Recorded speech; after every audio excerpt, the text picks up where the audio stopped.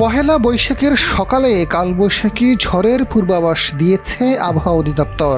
দেশের ৩ অঞ্চলে ৬০ কিলোমিটার বেগে ধেয়ে আসছে ঝড়। একই সঙ্গে বৃষ্টি ও বজ্রসহ বৃষ্টি হতে পারে। মঙ্গলবার দুপুর ১টা পর্যন্ত দেশের অভ্যন্তরীণ নদীবন্দরগুলোর জন্য আবহাওয়া অফিসের দেওয়া সতর্ক বার্তায় এই তথ্য জানানো হয়েছে।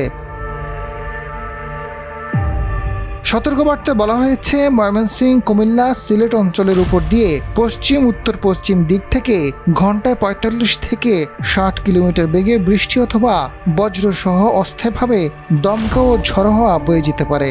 লঘুচাপের বর্ধিতাংশ বর্তমান পশ্চিমবঙ্গ ও তৎ সংলগ্ন এলাকা অবস্থান করছে এবং মৌসুমের স্বাভাবিক লঘুচাপটি বঙ্গোপসাগরে অবস্থান করছে। এসব এলাকার নদীবন্দরগুলোকে ১ নম্বর সতর্ক সংকেত দেখাতে বলা হয়েছে। আগামী কয়েকদিনের পূর্বাভাস অনুযায়ী সিলেট বিভাগের কিছু কিছু জায়গা এবং ঢাকা, ময়মনসিংহ ও চট্টগ্রাম বিভাগের ২-১ জায়গায় অস্থায়ীভাবে দমকা হওয়া ও বিদ্যুৎ চমকানো সহ বৃষ্টি বা বজ্রসহ বৃষ্টির সম্ভাবনা রয়েছে। তবে দেশের অন্যান্য স্থানে অস্থায়ীভাবে আংশিক মেঘলা আকাশ সহ আবহাওয়া প্রধানত শুষ্ক থাকতে পারে।